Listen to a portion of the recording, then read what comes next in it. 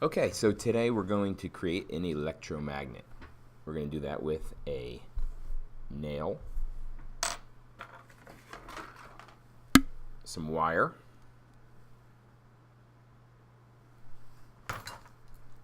and some batteries. My only hope is that this is enough voltage. So we'll see what happens. Alright, step one is to strip the ends of the batteries of the wire. So we have something to plug into the battery. This is kind of thicker wire than I intended to use. It's all I could find. So we'll see what happens.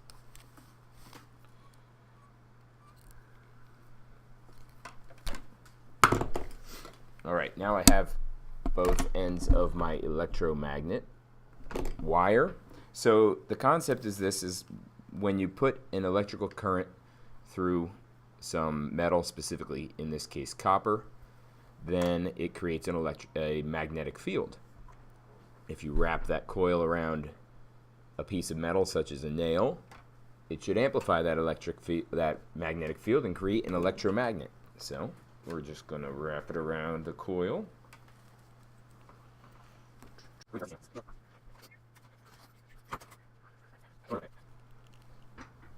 There you have it, an electromagnet.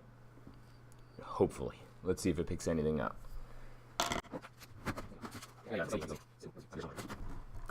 So I'll take the battery pack, plug one into the center, one on the outside. We have four 9-volt batteries four AA batteries in series, 1.5 volts each, giving us 6 volts. And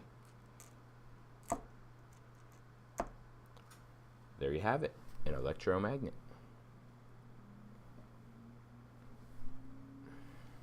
And then if I take the power off, it falls.